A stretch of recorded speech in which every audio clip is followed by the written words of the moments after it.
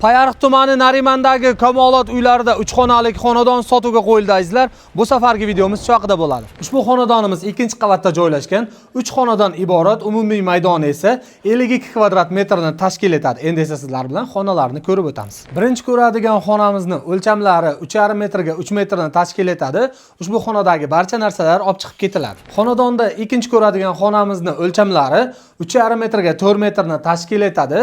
Ushbu xonadagi barcha narsalar olib chiqib ketiladi.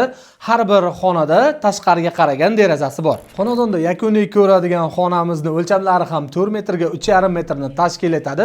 Bu yerdagi narsalar ham olib chiqib ketiladi. Xonadonda keyingi ko'radigan joyimiz oshxona. Oshxonada ko'rib turgan oshxona mebellari, gaz plitalar va duh konteyner kotyollar o'z joyida qoldirib ketiladi. Va yakuniy ko'radigan joyimiz esa sanuzel.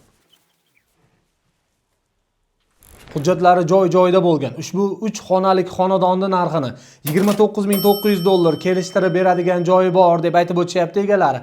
Kimga qiziq bo'lsa, ekranlarda ko'rib turgan telefon raqamlaringizga qo'ng'iroq qilib, bemalol savdolashlaringiz mumkin azizlar. Bu videoni maksimal barcha narimanlik tanishlaringizga jo'natib qo'ying. Hammaga kattakon rahmat. Sizlar bilan Shohjahon Aslanov bo'ldi.